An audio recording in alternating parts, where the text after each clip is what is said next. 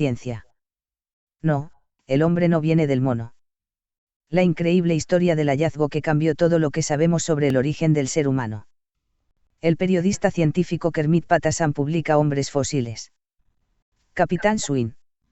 La peripecia alucinante del equipo de frikis que, a las órdenes de un Indiana Jones salvaje e intratable llamado Tingüite, descubrió en Etiopía los huesos del más antiguo antepasado conocido de nuestra especie. Un desierto amarillo y polvoriento erizado de volcanes. Calor extremo con máximas de 60 C.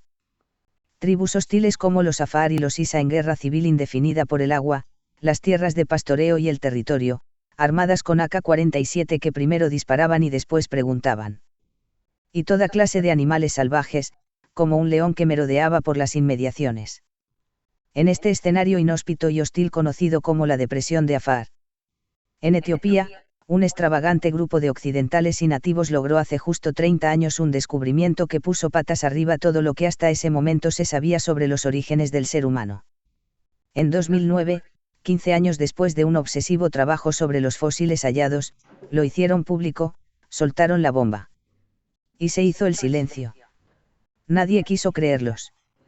Recuerda el estadounidense Kermit Patterson, periodista científico de The New York Times, que cuando se interesó por casualidad por la historia del hallazgo de Ardipithecus ramidus, una hembra más conocida como Ardi, no imaginaba que estaba a punto de comenzar una investigación de casi una década que incluiría 2 viajes a África e innumerables entrevistas para lograr entender una descomunal batalla científica. El resultado es uno de los libros de divulgación científica más fascinantes de los últimos años. Hombres fósiles.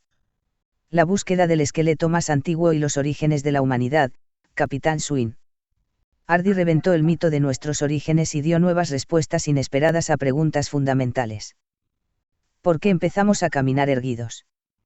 ¿Cómo evolucionaron nuestras hábiles manos, esa maravilla evolutiva? ¿Fue realmente la sabana la cuna de la humanidad cuando decidimos bajar de los árboles? Y la cuestión crucial. ¿De verdad el hombre viene del mono, o para ser más precisos, de un animal muy parecido a un simio como el chimpancé? O más bien de una criatura distinta y muy extraña. A la intriga no le falta un protagonista como el paleoantropólogo Tingüite, que es una mezcla irresistible de héroe y villano al que la profesión admira, pero también aborrece hasta el punto de referirse a él como el que no debe ser nombrado.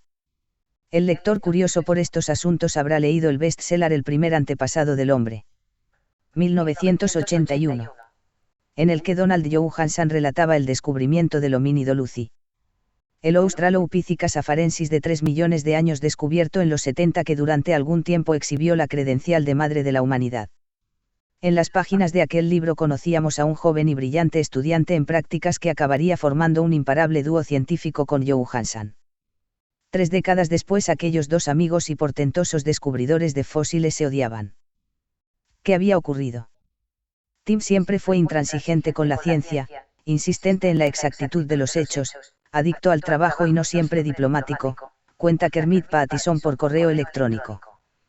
Tiene una lengua afilada y a lo largo de los años ofendió a muchos colegas, incluidos algunos científicos muy influyentes en el campo de la paleoantropología. Con los años, Tim se volvió menos tolerante con la profesión académica en general en Estados Unidos y la profesión se volvió a su vez menos tolerante con sus métodos de hacer ciencia. En el momento del descubrimiento de Ardi, Johanson se había convertido en un adversario. Una voz influyente que pasó a retratar a Tim como un villano. Pero la gente se centra demasiado en Tim. La historia de Ardi realmente involucra a un equipo mucho más grande, que incluye a muchos etíopes. Confiesa Patterson que fue precisamente el drama humano una de las cosas más le atrajo de la historia. Beraneas Fab, uno de los principales científicos del libro, vivió el terror rojo etíope de la década de 1970 cuando era estudiante. Fue arrestado, torturado y casi muere en prisión. Sobrevivió de milagro, se convirtió en el primer etíope en obtener un doctorado en paleoantropología e hizo importantes descubrimientos en la evolución humana. El geólogo Guida Iweul de Gabriel sobrevivió a hambrunas, guerras civiles y a una brutal paliza. Otros miembros del equipo murieron en accidentes o fueron asesinados. A muchos científicos occidentales les asombrará conocer los sacrificios realizados por algunos de los científicos y trabajadores de campo pioneros etíopes, apunta Patterson. El equipo comandado por Tim White que descubrió a Hardy no se caracterizaba por su mansedumbre ni por su corrección política. El consenso era, según ellos, un mal indicador a la hora de tener razón. Y, cuando recuperas un esqueleto casi completo de 4,4 millones de años, ¿cómo no vas a chulear un poco? En el quicio entre el siglo XX y el XXI. La biología molecular que cabalgaba la revolución genómica amenazaba con arrinconar a los aventureros cazadores de fósiles que parecían supervivientes del Hollywood clásico. ¿Para qué costear carísimas expediciones para que unos Indiana Jones proclives a la fantasía se tiraran a la cabeza un puñado de huesos viejos cuya razón de ser era imposible de aclarar? White y los suyos se rebelaron contra el absolutismo genético y el tiempo acabó por darles la razón. Hoy el intratable paleoantropólogo vive en Burgos y trabaja ya septuagenario en el yacimiento de Atapuerca siguiendo la pista enmarañada de nuestra evolución centrada ahora en el último millón de años. Cuando salimos de África y nos diversificamos en varias especies que coexistieron a la vez y se mezclaron, como demuestras los genes neandertales y denisovanos que aún alberga nuestro genoma. Somos el fruto de una orgía evolutiva que no hizo ascos al bestialismo y la zoofilia. Para serle honesto, cuenta el autor de Hombres Fósiles, White ha recibido mi libro con sentimientos ambivalentes. Aplaudió algunas partes y odió otras. Pero él sabe que me esforcé mucho en recabar la exactitud de los hechos, algo sagrado para él, así que creo que, en general, lo apreció.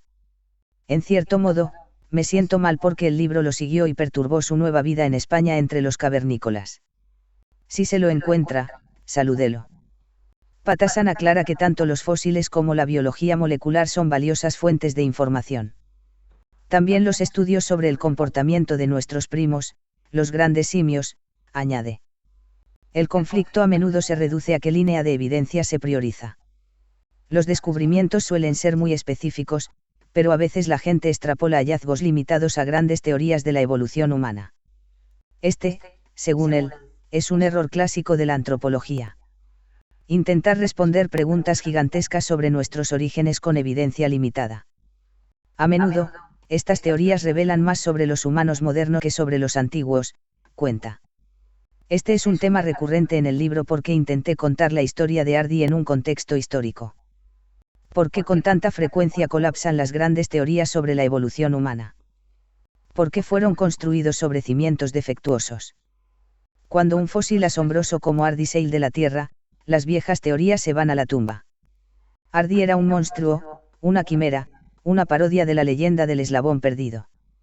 Si lo observamos de cintura para arriba, parece diseñado para caminar erguido, esa peculiaridad que distingue a nuestra especie de entre todos los simios conocidos. Si lo miramos de cintura para abajo, vemos una criatura hecha para trepar a los árboles con los pulgares de los pies oponibles. Bípedo y arbóreo. Arbóreo y bípedo. ¿Qué broma es esta? Era la primera vez que alguien veía esa combinación particular de características en un miembro de la familia humana. Un bípedo erguido con un pie agarrador fue una gran revelación. Pero las personas que hacen descubrimientos importantes a menudo tienen momentos similares de asombro cuando encuentran combinaciones únicas de rasgos humanos y simiescos. Sucedió con los descubrimientos de los neandertales en el siglo XIX, Australopithecus afarensis, la especie de Lucy, en la década de 1970, y muchos otros. Y volverá a suceder más adelante. Los humanos siempre pensamos que estas otras especies fósiles parecen extrañas.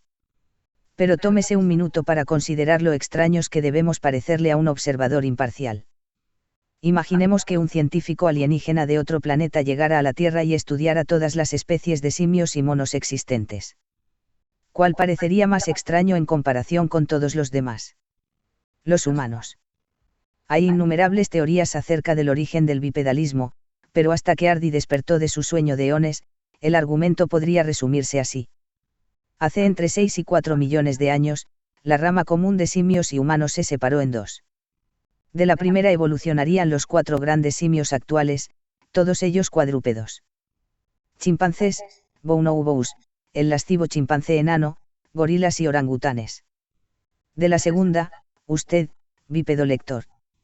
Y dado que compartimos un 99% de nuestros genes con el chimpancé, nadie dudaba de que cuando halláramos al fin a nuestro primer antepasado común, sería muy parecido a uno de ellos. El célebre antropólogo Gerard Diamond llegó a escribir un libro sobre el origen de nuestra especie titulado El tercer chimpancé. El desencadenante de todo este proceso habría sido una serie de cambios climáticos que desecaron África Oriental y nos obligaron a bajar de los cada vez más escasos árboles, poniéndonos, por tanto, al alcance de los depredadores. Para defendernos nos alzamos sobre nuestras extremidades traseras, lo que nos permitió ver por encima de la hierba alta de la sabana y, sobre todo, liberar las manos para fabricar herramientas y armas. El resto de la historia es conocida. Y probablemente falsa. Hardy no bajó de ningún árbol. O más bien subía y bajaba a conveniencia. Tampoco se parecía de ninguna manera a un chimpancé. Por ejemplo, no lucía grandes dientes caninos como dagas como los chimpancés ni las mismas proporciones entre sus extremidades. ¿Por qué caminaba de pie? Desafortunadamente, nuestra amiga Hardy no se tomó el tiempo de escribir sus pensamientos sobre el tema. Comparada con la de nuestros primos primates, la locomoción erguida humana es muy peculiar. Owen Lovejoy, un científico estadounidense del equipo Hardy, cree que el bipedalismo era parte de una estrategia de apareamiento. Lovejoy teoriza que la postura erguida no proporcionaba una ventaja para la locomoción, sino que era una adaptación para transportar objetos con las manos. Las hembras criaron a sus hijos, los machos buscaron comida y la llevaron al nido, y el vínculo de pareja monógama permitió a nuestros antepasados tener más descendencia. El comienzo de una revolución demográfica que permitió que las poblaciones humanas crecieran y se expandieran a nuevos hábitats. De hecho, los humanos se multiplicaron con tanto éxito que eventualmente nos convertimos en la especie invasora definitiva, con 8.000 millones de habitantes en toda la Tierra. En resumen, y disculpen la lírica, fue el amor lo que nos convirtió en humanos.